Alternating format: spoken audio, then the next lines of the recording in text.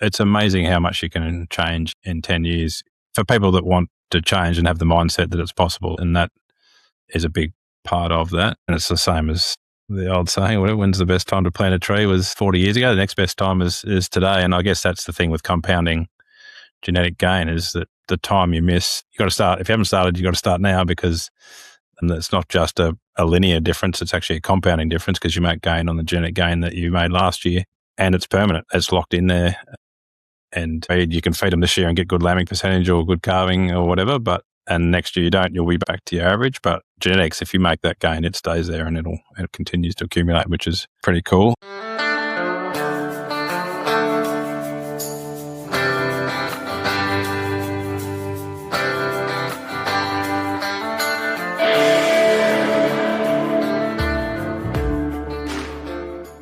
Welcome to the Profitable Farmer podcast, where we share stories and tips to help you run a better farming business and create your very own freedom farm.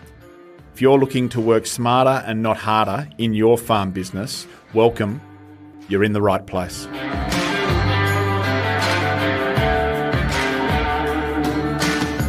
G'day everyone, I hope this finds you well. It's been a long time between drinks for Dr Mark Ferguson and I. We went to uni together studying ag science and economics at Melbourne University.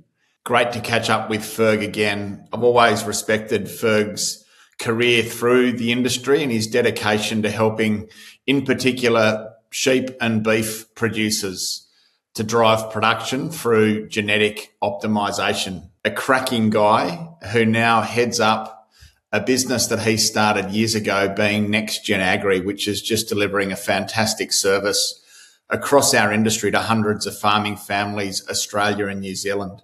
To introduce Ferg to you formally, he is a sheep geneticist turned ag tech founder who grew up on a family farm that still runs in his family in the Victorian Mallee.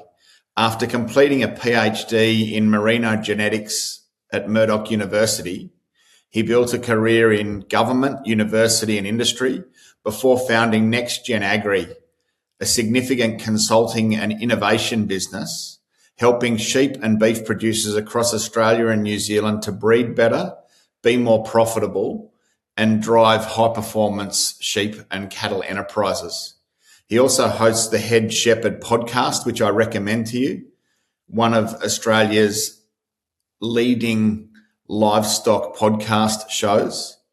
More recently, and we'll hear this, he pioneered a genetic consulting and ag tech innovation called Genesmith, which is an AI-powered sheep facial recognition platform, again, to help drive accuracy and optimization of selection in the sheep industry.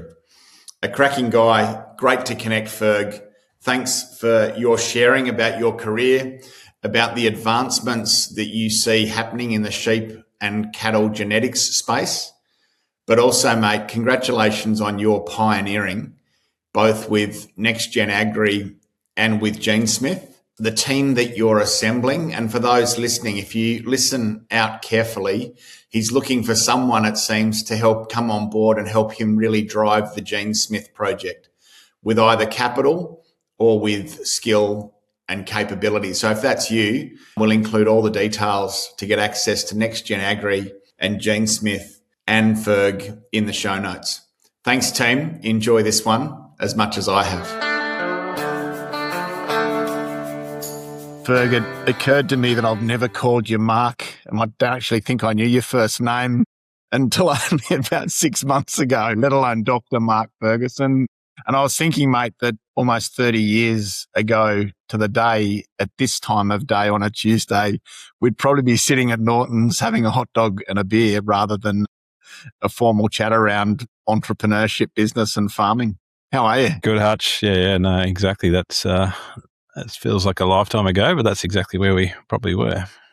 Yeah, it does feel like a lifetime ago. I think you were back there recently, weren't you? Yeah, daughter's there. So, well, literally last few days I dropped her back to uni there. So she's at Queen's College, mate, which is obviously the superior college. I'll let that one go through. How do you reflect on your time doing ag science at Melbourne Uni and how in part that helped set the foundations, Ferg? Yeah, it's something. It's an interesting, I guess, sliding door moment that you never kind of know when they are until you're kind of through them and a few years down the track. And I think I was actually just reflecting on just being home, and Mum actually made me apply for the cadetship that I got to go to uni, or it was part of funding uni, and actually set me up to end up at Hamilton, which ended up meeting a bloke called Andrew Thompson, or Tomo, and kind of set the trajectory of my career from there, really. And I guess, small little things, and obviously good mates, some good times back there at uni. But I guess you don't think you've learnt too much when you come out of 4 years of uni, and you think it's all been a bit of fun. And I found a wife and met some good people. So achieved a bit. Given that a lot of what you do is still very technical, biological, science based, were the foundations that you gleaned from that degree, do you still call on them in your practice? I think I do so I did an honours project as part of fourth year, which was really impactful to me. So it got me out doing research, which is kind of what I loved for a long part of my career. And so that was, I learned a lot of things then, met a lot of people and learned a lot of things. But I think probably it's how to think and the networks. And I don't think any individual, the individual structure of amino acids that they made us learn in biology probably doesn't, I don't call on that very often. But I think some of those principles, like our economics lecturer, Bill Malcolm, and some of that stuff you never forget. And even Rolf Baylart, who was our sort of genetics lecturer, he was sort of viewed as a bit left of centre, I suppose, in the genetics world. But some of that sort of resource allocation theory that he talked about is stuff that I probably thought about for a long time. It's probably why I went and did a PhD, really, was kind of the stuff that he talked about. So it probably has greater impact on me than you know. I don't think I was reflecting about soil science, which really wasn't my thing. I was definitely an animals person, so there's parts of it that I'd happily forgot. But it was a good foundation and some good mates, and a good time. Your PhD post uni, Ferg, what was that centred around? Sort of came out of seeing merinos perform differently on different. So we were doing this big project that Tomo led that became lifetime ewe management, and lots of people would have come across. And so it was we were managing nutrition of ewes really carefully on different levels of feed availability, and you're kind of looking at this paddock full of animals that were meant to be performing the same, I guess, and yet the genetic variation showed you that they weren't performing the same. There was always variation that stayed there independently of the nutrition that you fed them. So that really sparked an interest, and I sort of came across a bloke called Norm Adams, who was over in CSIRO in Perth, and sort of loved his papers and read his papers back to front and front to back. And don't really remember the day that I decided that I'd apply to do a PhD, and went and got a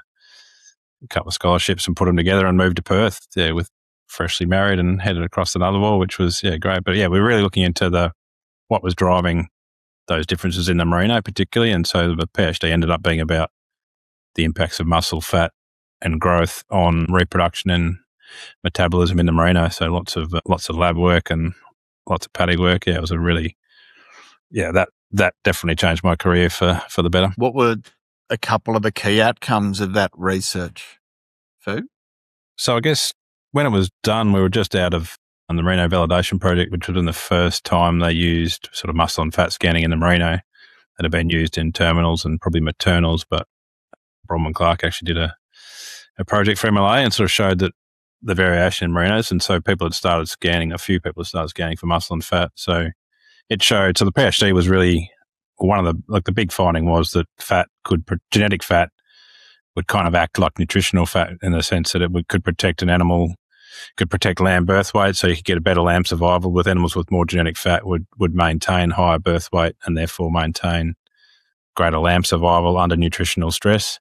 And then, a whole heap of it went right into the depths of why that might be, and probably a lot of theories that may remain unproven, I guess, but it really was a foundation of what positive selection for fat could do for an animal that had been sort of bred away from fat because of a drive for wool production in the sort of preceding couple of 100 years, really. And so started a whole wave, I guess, of muscle and fat in merinos and what that could do, and sort of building what we now kind of refer to as a modern Merino or dual purpose Merino or whatever. But yeah, it was sort of the first work to really seek to understand what the breeding bays for fat and muscle could do to a breeding program or to a commercial sort of sheep production system. What did your career look like over those next sort of 10 plus years? Would you mind just giving us an insight as to where you moved to post PhD and the journey you went through research and extension and industry? Yeah, and I'd like to say there was sort of a pre and post PhD, but I kind of like to do things together. It actually took me, I think, 7 or 8 years to actually go from start to end in PhD, but I did work for a long time. So I'll give you the full story, which sort of in the PhD was interwoven into that. But yeah, so basically 4 years of PhD, so like hard work at it. It's meant to be 3 years, I understand that, but I actually did flog myself for 4 years. Probably did the last year I did was probably actually a PhD in that year. So that, yeah, anyway, went a little bit hard for what I wanted to achieve. But I guess when you get passionate about something, it's not hard work. From there, I got a position with what was DAFWA, Department of Ag and Food, WA. It's now DPIRD or something similar, in a research role. And so that was back working with Tomo. By then he'd moved, so Andrew Thompson had moved back to WA. So we sort of set up a research portfolio there.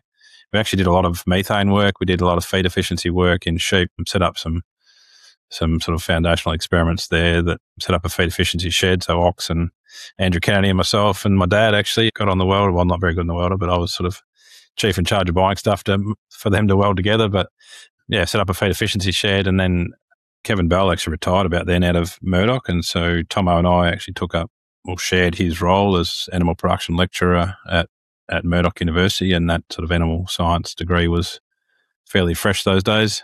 And so we started lecturing there for a couple of years, or probably only lasted a year actually. And yeah, to be fair, wasn't amazingly good at teaching undergrads. Love being in front of farmers and helping farmers, but sort of being in front of undergrads that didn't really have a lot of interest in what you're talking about wasn't my jam. And then I was actually on a plane back from Sydney and got forwarded email, I think, from someone that had seen that New Zealand Merino in New Zealand were looking for someone to do a review of Merino genetics, and I sort of had a couple of wines on the Qantas plane heading back over the Nullarbor, and sort of got to the other side and thought, oh bugger it, I'll throw something in on that. And I think it was due the next day, or like I'd sort of been late to the party, but anyway, got that in and got the email the next day saying that I actually forgot to attach my applications.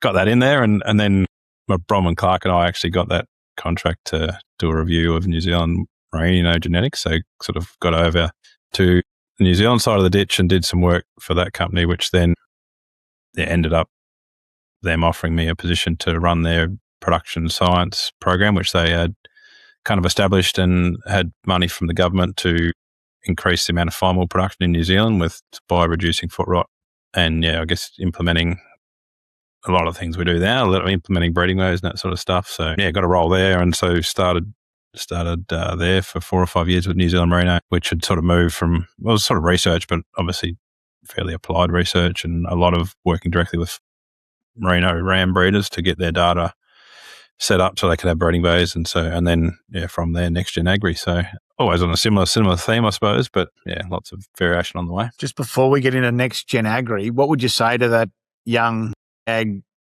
student or enthusiast coming through about the importance of finding something you're passionate about and considering going deeper into the research and the further education space? Yeah, I guess, I don't know if I'm weird or not, I probably am, but yeah, I guess I don't think I've worked too many days. Like, there's obviously tough days where you've had to do things like animal ethics applications and bureaucracy, and that's probably why I got out, is why I got out of sort of government department type stuff. But other than that, the opportunity, I guess, to really drill down and the people you'll get to interact with and just that fulfillment of really driving something and being that's 100% aligned with your passion been really, really fortunate to see a lot of New Zealand, Australia and other places and work with some amazing people. And that's all just because your passion ends up being infectious and you end up finding people that align with that passion, and just get out there and have a crack, and you'll find your people and you'll find your passion and just follow it. Obviously, if that passion happens to be riding bucking bulls, then you might want to rethink it. But if it's something that's got some sort of economics attached to it, then it's worth chasing. Yeah, great comment. How did neXtgen Agri come to be? Ferg, what prompted you sort of setting up in private enterprise and away from a career in industry? Yeah, I had a couple of goes at it. So just before, while I was still in Perth at DAFRA and Murdoch, I sort of started getting a few clients that I was sort of doing in my annual leave, taking leave to go and do a bit of work. Actually, Jigsaw, if the Wooden team are listening, Jigsaw Farms was sort of client number one, and Keely's probably client number 1 and 2. Anyway, so started doing a little bit of work with those, knowing that kind of struggling to find someone that we could give them all, like you could do a workshop and you can give everyone the kind of the ideas, but a lot of people were looking for someone to help them implement it. And so started then got busy with all other things career and moved over to New Zealand. And then actually the real spark was I was lucky enough to go a couple of times up to Stanford University with New Zealand Merino Company, who we're running a sort of CEO executive program up there called Te Hono, which was taking CEOs from ag business in New Zealand up to Stanford every year, and was lucky enough to get up there as kind of basically a scribe running a group of really, really top end CEOs. And I was sort of helping those formulate their group, or basically being the scribe, writing down their ideas, which meant I got exposed to everything they were listening to and to those people. And Richard Green actually was in that group, and he's a mentor to this day. Yeah, so heard about AI, heard about CRISPR, heard about all these things that were going to change the world and change ag eventually. And so I guess came back with the sort of bit between my teeth that I needed to get out and actually do something that was to better align with what that future might look like. And yeah, I guess you can't go to Silicon Valley without getting inspired to do something entrepreneurial, really. And it's amazing. Yeah, it was a really amazing experience and very formative in that sort of, I guess, that American culture of just get on and do it and sort of ask questions later and sort of celebrate failure and celebrate success. And yeah, so I think all that stuff sort of, I was only up there for sort of probably 10 days total in 2 hits, but it was really impactful. And I guess, got me reading books and listening to books and stuff around those concepts, which really drove the shift. So what was the original intent for neXtgen Agri when you sort of set it up in inception?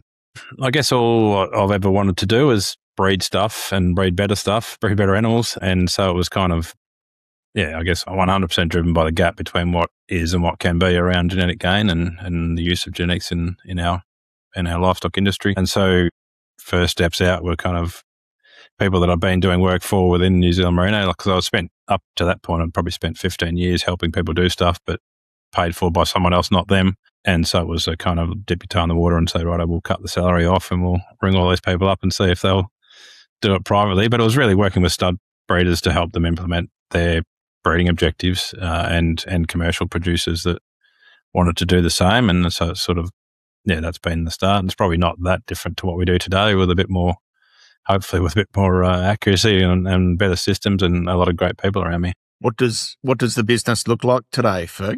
Sort of 19 of us across 2 companies. So we started an AI company 8 or so years ago, Genesmith, which has been slowly building or slowly learning new things. And then across neXtgen Agri, there's 16 or 17 people, but a few of them are part-timers. So consultants on the ground across all sheep growing states of Australia and North and South Island in New Zealand.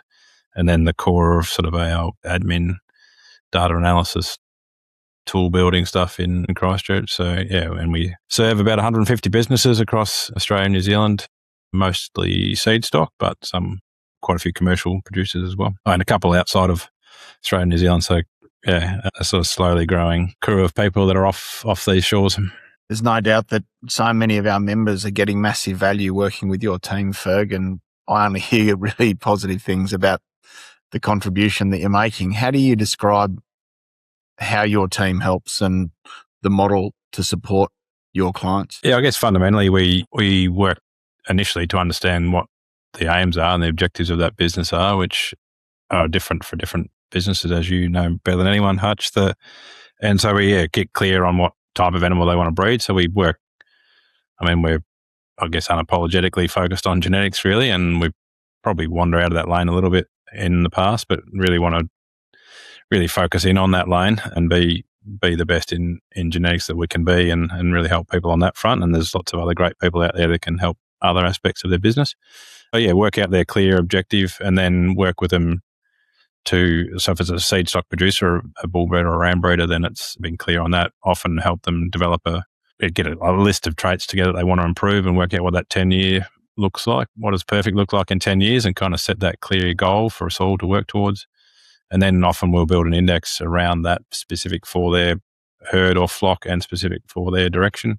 And then help them implement a strategy of data collection, genomics use, and data tools to make good, accurate selection decisions on their size and retain females so that we maximise genetic gain. I guess we get out of bed to maximise genetic gain towards their objective. It's not our job to tell them what to do, but we can argue pretty strongly about how you do it, I guess. And that's probably been a bit of an evolution over time. Like I had sort of come out of, grew up breeding terminals and Angora goats and other things, but then was in the Merino world and probably had ideas about what perfect is or what sheep type you think is good or whatever, but really it's not about what we think. It's about we can apply tools to make sure people go as fast as possible towards their goals, their dreams. And we obviously help expand those thinking if there's things that they haven't considered because they don't think of them as being genetic, like something like maybe fly strike or whatever. If they haven't considered that as a trait that has genetic variation, then they won't have it in their objective. But if you tell them that there's actually big variation in there, then that's something that might come under there. So you'd obviously guide that a bit, but really be guided by what they want to achieve. 2 questions, Ferg, if I could. Does it take 10 years, or a better question is what can be achieved with real focus and with good data and with real intent over a 10-year time frame? And the second question, I guess, expands that. Like, what is there a frustration or a problem across the industry that you see that you're determined to see improved? I don't think we've yet to set a 10-year objective that we haven't beaten. And we kind of put some stretch targets in there, but it's amazing how much you can change in 10 years for people that want to change and have the mindset that it's possible. And that is a big part of that. And it's the same as the old saying, when's the best time to plant a tree was 40 years ago. The next best time is today. And I guess that's the thing with compounding genetic gain is that the time you miss, you got to start. If you haven't started, you got to start now because it's not just a linear difference. It's actually a compounding difference because you make gain on the genetic gain that you made last year and it's permanent. It's locked in there and you can feed them this year and get good lambing percentage or good calving or whatever. And next year you don't, you'll be back to your average. But genetics, if you make that gain, it stays there and it continues to accumulate, which is pretty cool. What's an example? Could you want to just share one case study with us around what goals were set down and where you've seen one of your clients move from and to over a 7 to 10 year period? Yeah, I guess if we look at, and it's been a bit longer than that, but if we look at just at Jigsaw the other day, and I can't remember, we might have to get exactly what they weaned this year, but they were sort of struggling to get to 80% when we sort of started and in terms of lamb weaning percentage, and now routinely in the 1-teens, and that's been a really just every year a 1 or 2% kick up in that lamb weaning percentage consistently with what you would expect a genetic gain line to look like. And remarkably, micron hasn't shifted over that time, and the sheep type is completely unrecognisable compared to what it was back then. We've shifted a lot of the fly strike and a lot of the sort of disease-resistant traits in those animals as well. So it's a good example of sort of lamb weaning percentage. There's a group of southern crossbreeders here in New Zealand where we sort of started when I went back with New Zealand Merino days, which sort of had where foot rot was the sort of major genetic focus. If we use Stonyhurst as an example where that nucleus was based, we were there one day, and I've told the story a bit, but we're there one day and they've got all the diaries that have ever been on the farm almost, and we sort of thought we'd look up what happened on this day 80 years prior, or whatever the number was, like a long time before that day. And on that day, that the farm workers were foot rotting sheep. And so foot rot had been part of that farm for kind of ever. And when we got here, they were still foot rotting. When we started 13 years ago, they were foot rotting sheep. If we fast forward to today, they don't fill up their zinc trough. They're hardly culling animal, very low culling for feet now. Have to really, really try hard to get a foot rot outbreak to occur to allow the sort of genetic expression that we need to make that selection or make that breeding value work. So yeah, that's probably my most exciting one, is seeing that a disease that had plagued the farm for kind of ever is no longer impacting the animals or their owners.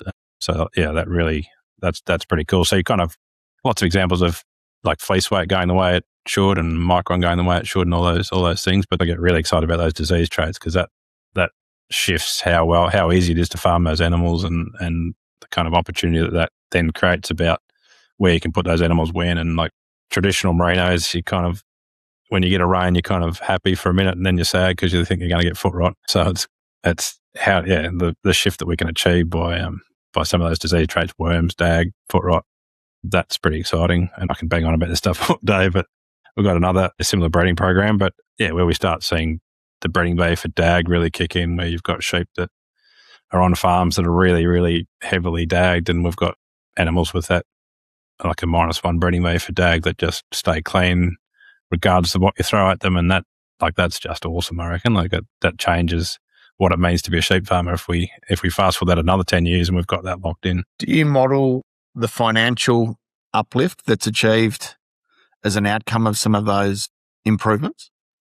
We're really, really bad at that. And that's literally a team meeting on Monday. It was kind of job number one. We've got to get this thing sorted because I spend my life talking about how amazing genetics are, but until we put dollars and cents around it, it's really hard for people to put in context. Like, am I better to put a kilo of ferd on, or better to spend a bit of money on genetics? What is that relativity? And until we help them in it, the reason it's like you can do it on the back of the envelope, but the problem with biological systems is they don't fit on the back of an envelope. And if it's just fleece weight and micron or growth rate and weaning percentage, you can do you can pretty accurately suggest what that would be worth to the business, as long as you make sure you account for the extra feed eaten by those extra lambs and do that properly. But on some of those labour traits, it's really hard. But anyway, I'm just making excuses for we haven't done it and we need to do it. There's good models around. John Young runs a really good model that we can use. The thing that we need to do next is to have a clear model, and it helps inform so we do a lot of index development, and they are better if you've got a good relative economic value in those indexes for each trait. And so it's kind of would be a win-win for all that we do. So we've, if we're talking again in a couple of years and I haven't done it, mate, then you definitely owe me an uppercut. But yeah. Mate, we might take this offline, but there might be a way that we could benchmark some of your clients, their data 10 years ago, their data today, and just give you an insight. But yeah, I can only imagine that the compounding effect of all of those improvements must see the top line, at least, of those farms improve massively. Yeah. And I think you've only got to look into the normal distribution of sheep in any flock, and when you sort of look at what the top are performing, and there's a group of animals that Tomo actually analysed, but I think the top 25% were doing 160% weaned, and the bottom 25, like the bottom quartile, are doing 98% weaned So one lot are weaning 16 kilos and the top lot are weaning 40 kilos.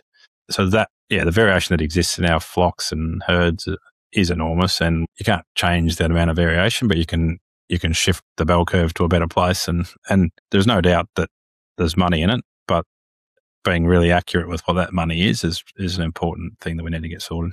Berg, outside of your client base, perhaps, what's the frustration or the problem in the industry that you kind of focus on and that you're kind of eager to see improved? I guess just I'm blown away by the amount of subjective, emotion-driven decision-making that happens in genetics. I'm not blown away. I understand it. I've grew up in that world and kind of have been influenced by that world. But I think the lack of objectivity is the biggest thing that holds back the industry. When I now start my presentations, or the last few I've done with, there's a great little mind trick that basically just shows you the impact of a vision on what we see, and how it's all what we see is, we think it's true, but it's just in relativity to what we see next to it, essentially. And you go to a bull sale, and if there's a little one next to a big one, then you buy the big one, and that might be a late born calf out of a heifer versus one out of a 6-year-old cow that was born early, or whatever. Like, there's all that stuff and we know that our vision is the most dominant sense, and we know that it overrides most logic. And so you've got a bull catalogue in front of you, like with all the data in it, but you're looking at this big shiny one, and you can't help yourself but be attracted towards the bigger shiny one. And I think that concept, which you play that out across every female selection decision, every bull, every ram, every ewe, every heifer, that's a lot of inaccuracy that we are rolling out each year in the industry. And that has changed over time massively. And I've sort of been banging on about breeding values ever since my PhD, which I sort of I wasn't actually a disciple of breeding values when I went and did my PhD, but once I saw the power and measured it in metabolic systems, not just what I could see, it was actually measure everything about that animal and could see the power of this tool that just basically gives us a bit of an insight into the genes of those animals. And yeah, I think as we move an industry towards more objectivity, we'll see an industry get much more closer to thriving and rather than sort of surviving. It's consistent with what we see. We see farming families make expansion decisions or leasing decisions or changing enterprise decisions, and the list goes on, buying machinery or changing livestock enterprises, all based on at the back of the envelope, sometimes at best. What do we call it? Decision-based evidence making rather than evidence-based decision making. Yeah. But I think one of the things that our members enjoy the most is getting support around and good rigor around the decision analysis that they do before they make objective decisions. What's best practice in your view in a sheep or cattle situation? Can you just tell us what's the top 10% doing that perhaps the broader industry might be yet to really embrace? Yeah, I guess obviously there's three decisions you make annually. One is where you buy your sire, or how and which size you buy. One is which replacement females you bring into that herd or flock, and one is which ones leave that herd or flock. So on the sire front, yeah, be really clear on your objective, work out which breeding values align with that objective, and then make sure you understand what is good and bad within those breeding values, and then buy a really nice balanced set of breeding values across those traits that are important to you, remembering that you take home the team, you don't take home any individual. Well, you do take home the individual, but what you put out each year is that team of bulls or rams. So it's not any individual is less important than the average of the team. So getting that right is pretty critical. And so that's step one. That's like, obviously they're contributing a big chunk of the genetics, those few animals. So getting that right is absolutely critical. And I like the concept of a cheap bull or a cheap ram is just not a thing. Like those genes flow forever in your herds and flocks. Like in 40 years, the potential of there's a cow in your herd that's 25% genetics of that cheap bull. So it's like if you flow out the kind of timelines that we're dealing with, there is no such thing as a cheap animal unless they were cheap but had good data, I suppose. Then on the replacement female, we're in the heifer game, we're lucky we've got some genomic tools and we're sort of evaluating at the moment how you implement them with some objective measurement and with some obviously visual, getting rid of the structural culls and that sort of stuff. So I think we'll see that maybe a third of the replacement females being genotyped or whatever that number is. We're working on that at the moment, but because they're the ones in the grey area, like there's cows or heifers that are already good and good weight, always going to be a good cow. And we've got that evidence that if she goes to the bull in good weight in that first calf, she'll flow through. There's always that bottom end of heifers you don't want to use. And then there's that middle ground, which we can use the genomic tools. In the sheep game, obviously genomic tools aren't at a price point where you can use them across all of your replacement females. So our best gold standard is that you record who was born, or who was born a single, born a twin, and ideally who was born out of a maiden and out of a mixed age. And that can be just working out which tag sequence goes in the ears of those animals. So that sounds like a big job, but it can actually just be writing down 6 or 7 numbers as long as you tag them in sequence and know where those mobs are. Then using that information to help you correct some data that you collect. So perfect world, depending on your objective, you would align that data you collect with that objective. And we always want to be minimum. We don't want to be collecting stuff you don't use. So it might be a weaning weight or a condition score at 7 months old if you're going to mate them as ewe lambs, and a weight at that point, some visual wool traits you might want to score and incorporate that. You might do a DAG score or a wrinkle score if it's in the wrinkle in the Merino game. But yes, some of the things that we can routinely and cheaply score and measure on farm without breaking workflows, and then using that information in a sort of combined way, index those animals rather than what we kind of tend to do, which is just go through sometimes with a few kelpies chasing them up the race and going hard on the drafting gate, working out which ones you're going to keep. But even doing that carefully, there's a lot of bias that will come into play if you don't actively break that bias. So that means if you are going to class them, make sure the singles and twins are classed separately, because a twin out of a maiden's got no chance of getting selected next to a single out of a mixed age ewe if they're standing next to each other. And so, yeah, we try and stop our vision dominating our selection decisions, which stop the emotion, get the objectivity into it. And then I guess the last part of gold standard is which females leave the place, and again with a bit of rigour around recording who was skinny or who was daggy or who didn't, or recording preg scan information or who came in wet dry.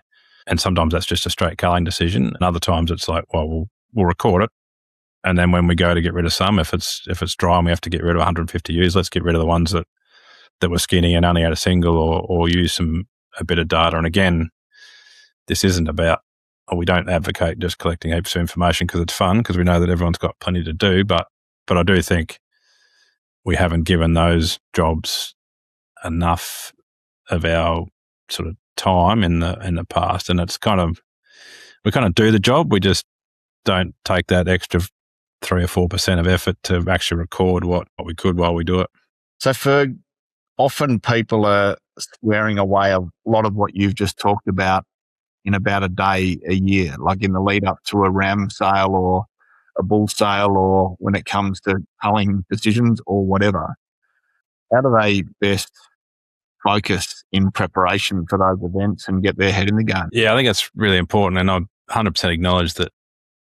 Like they're a plumber one day, they're an agronomist the next, they're a soil scientist the next. There's lots on, and so genetics is often a day or two a year. And on that ram or bull buying front, I think the percentile band tables that often you'll find you can find them at the start of catalogues often, or if you can't, you can get onto the websites. Or we used to publish them, but we don't do that anymore. But yeah, there's on the different breeds websites, if you Google percentile band table, you'll often be able to find them, and that's just a really nice kind of cheat sheet as to know what's good and bad for each trait. So you need to obviously remember which traits are your focus. And if you do want to get yourself in the game, then you can download the genetic plan off our website under the resources section, and that's a good way to have that written down as a bit of a plan. You can just refer back to that sort of thing, or write it down in your own words somewhere else. And then so you know which traits you're focusing on, and then use those percentile band tables to say, well, what's the average for the breed for that trait? Do I want to be maybe I want to be top 40% for that trait, or I'm happy with average for that trait, or whatever. But at least then when you're looking at catalogue, you're going, well, it's 86 for 400-day weight. Is that good or bad? Depends which breed you're at and which, and so yeah, using those percentile band tables to give you a really good guide as to where they are. In the cattle game, those bar charts that you can have the breeding values sort of put out in percentiles, they're quite handy. You kind of see which one's going where, and so that's quite a good way of looking as well. But yeah, but the percentiles will get your head in the game really quickly, and so you can go through a catalogue and sort of know that what's good or bad, and get yourself back up to speed and make a good decision with your highlighter and circling the right data. Ferg, what's the ag tech Genesmith all about? I think you pioneered that a few years ago. Would you mind just giving us an insight? Yeah, so that's one day it'll be a 10-year overnight success, hopefully, but we're probably 6 or 7 years in, where I guess at the core of our game, my biggest frustration, I suppose, that isn't solved is the fact that we can't get dam to lamb matching at commercial scale in the sheep industry, and so we can't properly yield map. We can't work out which animals are delivering our twins at 30 kilos each versus one that we know that she's bought in a lamb because we can wet dry her, but we don't know if she's bought in 15 kilos or 50 kilos, and they're both in that mob, and we don't know which one's which. And so that's always frustrated me a lot. And so we've sort of been on a bit of a journey to try and I'm not the only one, there's lots of people on that journey. But so anyway, we started with sensors. That doesn't work on a price point. Maybe it will in the future, so I won't rule it out. But anyway, we ended up in understanding that cameras in ag are going to be big and cameras in livestock are going to be big, and they're already there in lots of aspects of ag and our daily lives anyway. But I guess the combination of cameras, computers and AI means that we can do things that we've never ever dreamt possible. And so Genesmith is a play. I was walking back to Wellington Airport and came across a fish and chip shop called Fishsmith, and so I thought Genesmith was a good name. Spoken like a proper Kiwi, Ferg. Yeah. Anyway, so it's a play with using cameras to identify ewes and their lambs and work out who's paired with who, and then also we're now doing some work with MLA through the MDC around some behavioural monitoring as well, using cameras to try and predict diseases or early detection for diseases and that sort of stuff. But I guess fundamentally we're trying to work out which ewes are related to which ram, which sort of led us down a pathway of facial recognition in sheep, and so working out which animal is which based on their facial features, which we did. We've done the work that we know that works. And now we're kind of in the process of building towards how that looks being deployed sort of commercially. It's a combination of software, hardware, and lots of moving parts that in a field that shifts, if not weekly, daily, in terms of what the capability is in terms of tech plus as in the hardware and the software. So anyway, moving towards facial Denver lamb matching is our aim, and we want to be able to drop a camera in a paddock within a few days, know which lambs are related to which ewes, move on to the next paddock, and then so when those lambs come in at weaning time, we can yield map that back to the ewe, and then over time we build a really deep puzzle or build out all that data on that ewe flock, and so be in a position to kind of do almost a genetic analysis on commercial ewes. And yeah, it's kind of been my life's dream really, and so we're slowly moving down that line, but yeah, probably slowly being the key word. Where's it at? And what's the next few steps that will see that project move forward with real strength? It's an important piece of tech that can make a real impact. What's the outlook for it? Yeah, so we're every day of the year that we've got a camera doing something somewhere, training AI to do something. We've been limited, as all good startups are, by how much capital we throw at it. But our next steps are, trialling this, doing Denver lamb matching this year again. So we'll hopefully be in the North Island the next few weeks with cameras.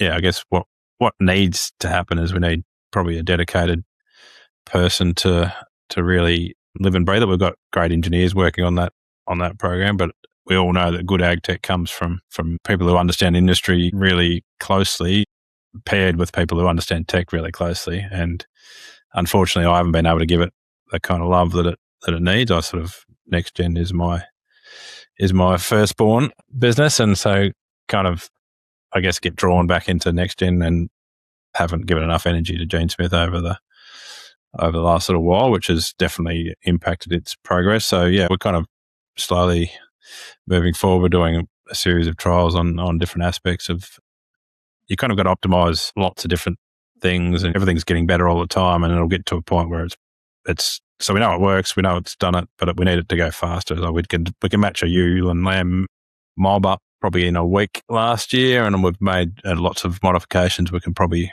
getting closer to that 3 or 4 day mark, which I think puts it into commercial realm. But yeah, lots of things to keep testing, and try and stay afloat in that company while we do that, which is always a nice challenge. What sort of capital does that project need right now? And then who's the ideal person that would come on board with you to really take it to the next level? Probably needs another $500,000 to $1 million to get the gear cranked up and get the right team around it. I think fundamentally the gap is that person who's passionate about making it all work and driving the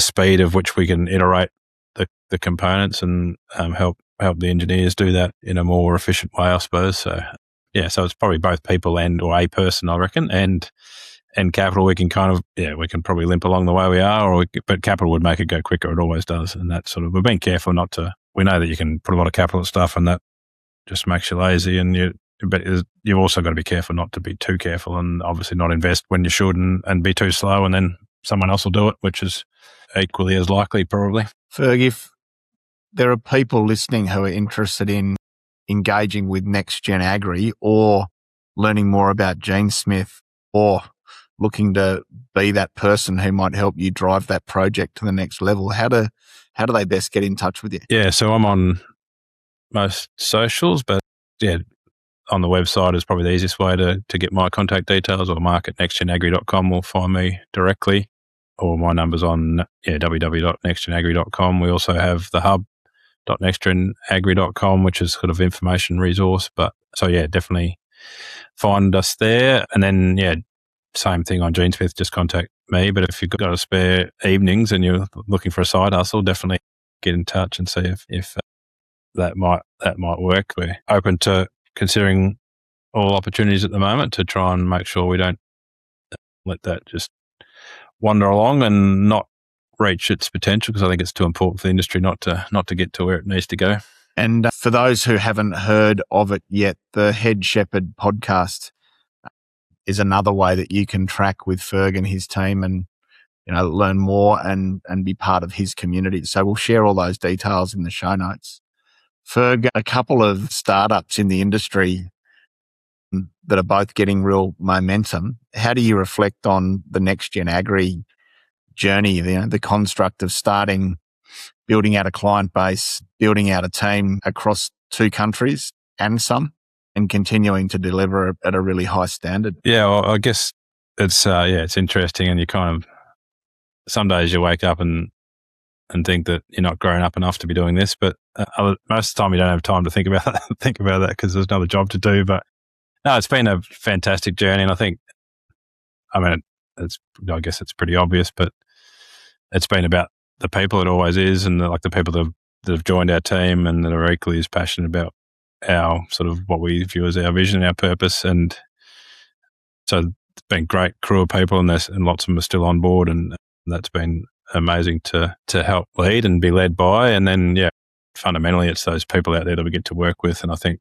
as we both know, Trans-Tasman agriculture is an amazing place to work, and I've been very fortunate to work in a bubble of the sort of innovative end of that, which are always pushing you and always wanting to do more and do better. So it's been a great journey, and it's certainly, we're reflecting today. We have a sort of bit of a more management team chat and thinking about the future. And I guess we've wandered off course a bit. We've sort of, you kind of take, when you're starting out, you take any money that comes your way and you do things that you probably wouldn't do, like they're not aligned with where we want to go now. But I guess that's easy to look back in hindsight and go, because sometimes if we hadn't have taken those opportunities, we would have had to let some of that team go, because we've been through, we are directly linked to how well our livestock agriculture is going as to how well we go.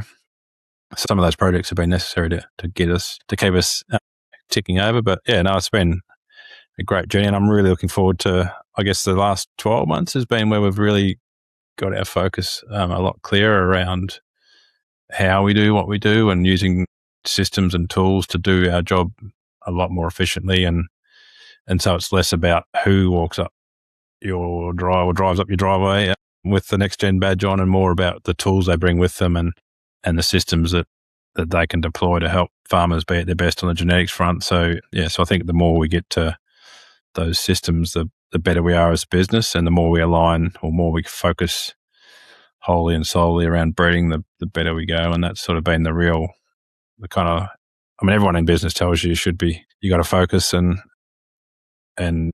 really drill down on what your North Star is and really be clear on that. And that's probably easier said than done when you're starting out. But it's a lot easier now. We've got a bit of scale and we've got some great people and we can scale. I guess the challenge with scaling in a consulting business is that sort of, people often want to deal with maybe like me as the original sort of consultant or whatever, whereas obviously that's not scalable. So it's the systems need to be in place to allow everyone to get value out of the company without having direct access to me all the time, as much as I'd love that to be the case. Hey, a lot of farmers find it hard to attract and retain talent, and it seems to be something that you're very good at. You've got a really high caliber team of specialists now supporting your clients. What's your approach to recruiting and then retaining good people? Yeah, we've been really fortunate to attract good people, and I think we're probably just off the hiccup of where it was it's not always easy to get the right people to apply or whatever. And so, but we're great, happy again now. We've got a team all back up to full speed and ticking away, but we try and be we're trying to communicate a lot through the podcast and through socials and sort of be very clear about what we stand for and what we think the industry should and could look like. And so I think people that align with that kind of purpose and with that ideal probably attracted to join us, and those that aren't aligned, then they obviously don't want to be anywhere near us. So that's a win-win really for us. But I don't know. I think I'm not a very good micromanager. In fact, I'm useless at micromanaging, and so tend to give people a fair bit of rope. And so I think we give people a lot of freedom to make mistakes and try not to be too hard on them when they do make those mistakes, and try and empower people to make good decisions. I don't know, where it's every day's a school day when it comes to growing a team out and learning how to get the best out of different personalities and make sure you're not annoying anyone in the process. But as you know, when you grow a team, it kind of it enables you to do great things, but it also takes a fair bit of time out of your day. And you kind of, I guess we judge ourselves wrongly, but judge ourselves by how much we individually achieve. Whereas the older I get, the faster I learn that it's what the team achieves in any given day that matters. And that's kind of my contribution to that can be just making sure that team have all the resources and and their confidence to do their job well. And I think Liam Lenigan, a mate of ours that we went to uni with, put it well at a conference recently, last year, around employ great people and give them important jobs to do and sort of let them get on with it. And I think that's sort of what we try and do. And I guess we're growing out. We grow a young team fairly often, and I get young people in quite often, which is extremely rewarding, I think, helping people move through their career. And I guess I'm getting better at accepting that they're going to move on to other businesses sometimes or go home on the farm or whatever that is, which the first few times you lose a critical employee, it certainly knocks you around a bit. But I guess that's the benefit of scale. Any individual isn't as important, and that includes me, really. And I think that the quicker we get ahead around the fact that everyone's replaceable, including the CEO or anyone in that position, then the better we go. Appreciate your comments, Ferg. Hey, you're probably better positioned than anyone to talk about the similarities and the differences Australia versus New Zealand in sheep and livestock, but also the trends that you've seen over 10 to 20 years in those two countries. Do you mind just speaking to the trends first, perhaps, that you think are impacting the meat sheep industry in particular in both countries? And then secondly, what are the similarities and perhaps the differences just at a high level? Yeah, it's a question I get a bit, and I'm probably not getting any better at answering it. But I mean, firstly, there's huge variation in both sides of the ditch, and there always is. But what has excited me about moving to New Zealand was where livestock or where farming generally sits in the community. Like, livestock farming is sort of a big part of the GDP here. So there's not mining, there's no other, between agriculture and tourism, they're the two sort of big earners for the country. So that places ag in a much more, I guess, a higher place on average than what we see in Australia. And we see a real passion for livestock in the young, like people that are out on farm just love running their dogs and there's a real livestock culture here that we see in pockets in Australia, but there's probably much more of a diesel burning culture, and obviously lots of mixed farms and cropping being a big part of farming in Oz. But yeah, real livestock culture is something that I really appreciate here. I think, both sides have very similar ability to do amazing things with bugger all. With just really, really innovative and will make it work through hard work and toil often, but also through just thinking about problems differently. I think, there's definitely that. I think, like, trend-wise, I guess I don't know where all the young blokes in Australia go, but they certainly don't go into the livestock industry, whereas here they say, like, it probably is a lot more balanced. There's a lot more young women and young men out working on farms. A lot of them would do a uni degree and then go and work, like, as a shepherd on a big high country place or on a farm somewhere, and that is probably a different culture in Australia, where often they, I guess, go off into the cropping or into mining or go somewhere else, but we don't see them maybe turn up as often out on those farms. And maybe that's an opportunity rather than, like, the lack of opportunities in those job types maybe. But I guess trend, it's going to be interesting with, like, we saw cropping take over a lot of the sheep country in Australia, and now people, well, if they can, are sort of rethinking that if they haven't ripped all the fences out. In New Zealand, we've seen, like, obviously dairy industry did a big expansion. In the recent times, it's been the beef industry that have sort of taken country off sheep, and I think, in addition to pine trees, but I think things like halter are going to be game changers for beef production. And so that puts further pressure on sheep, because it means that you can run cattle with even less labour and run them pretty efficiently and do amazing things with where they are and what they're doing through halter. So I think that tech, it will be interesting how that plays out.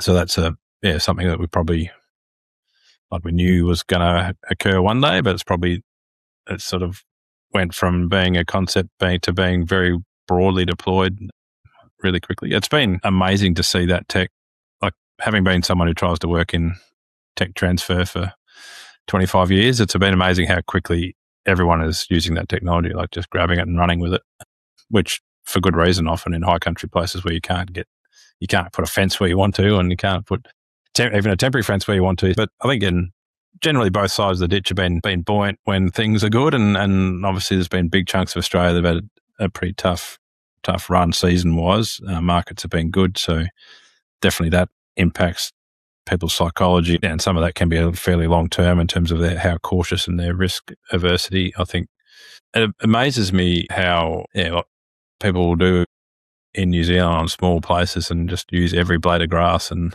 whereas in Australia you kind of do it with scale rather than maybe real efficient grazing. But their ability to use grass in New Zealand is next level, and it's harder where you've got lower rainfall, and so therefore it's a different strategic process, but they're different. They're both amazing places and full of amazing people, really, the livestock industry, both sides of the ditch, and approach. Yeah, I think one thing that's clearly different is the dogs in New Zealand are a lot better. If we're going to drill it down to one thing, I reckon the average quality of the sheepdog is about tenfold in New Zealand compared to Oz. But toured to a few farms in New Zealand after our top producers over there earlier this year, and to see the amount of country and, as you say, every blade of grass used, and to see the quality of their dogs with the hills they have, it makes sense that they've got to use it all, and that the dogs have to be absolutely A1 compared to ours. Absolutely.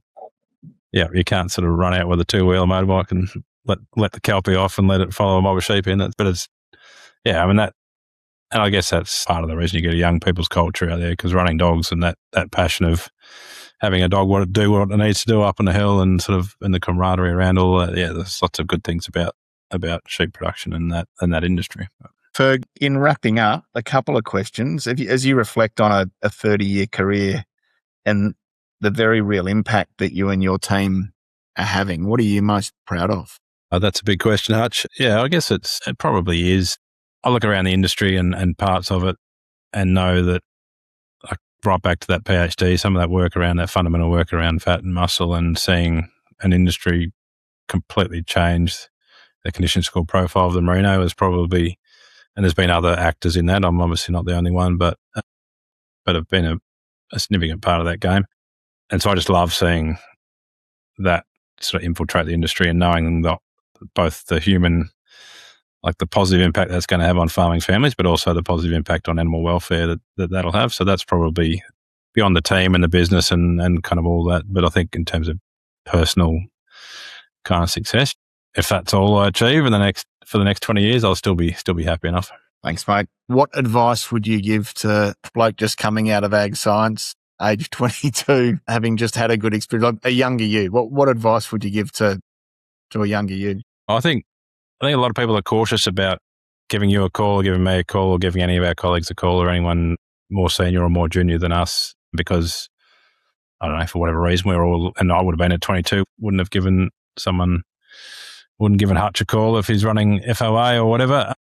But just pick up the phone or send an email and make those introductions and find your own way. I got a fantastic email the other day from a young woman in Victoria who actually had on the podcast straight afterwards. And yeah, it was just an email full of, I know I'm not worthy, almost. Didn't use those words, but just in case you ever need someone that can do this sort of stuff, give me a call. Like, just a perfect email to introduce yourself, and you just go, well, that's someone who deserves a lift up in ag. So we got her on the podcast, and hopefully she'll get some business out of it. But I think what you need to do is get out there and just make connections and find your own way. No one's going to give you a call if you're sitting up a gully somewhere. Like, you can make those calls, and people are more than willing to spend the time to help you out. And you never get a bad experience from that. You always get a really positive outcome from that, even if it's, not, I'm busy right now, but give me a call in a week. Like, just follow up in that week. Like, I think you put the first foot forward, there's a lot of support in ag that'll help you go the next level. And that's probably true across all industries. I don't know the rest, but I think pick up the phone, ring people, find mentors. Don't accept wherever your lot in life is right now. Make sure you sort of drive your own potential, because no one else is end of the day, no one else is looking out for number one. That's your job. It's a great comment, Ferg. Hey, it's been too long between drinks. Been great to connect. Really appreciate your reflection and your openness. And yeah, just a shout out to you, mate, for the significant impact that you and your team are having on a really important industry. Thanks for your time. Thanks, Arch. You too, mate. Really appreciate all the work that FOA are up to, and it's been good to catch up and in a much more professional sense than what we used to back in the day. Take care, mate. We'll see you soon. And there you have it, ladies and gents. A compelling conversation. Ferg, again, just hats off for your pioneering and your innovation and your complete dedication to all things sheep and cattle genetics and helping farming families optimize what they're doing. We feel very aligned, Ferg, with what you're doing at NextGen Agri. I see real compliment in the Farm Owner Academy offering and what you're doing on farm and in paddocks, and really appreciated you sharing your journey and speaking about the advancements that you're seeing and what best practice looks like now for farming families trying to optimize performance in sheep and cattle production. Take care, everyone. Thank you, and bye for now.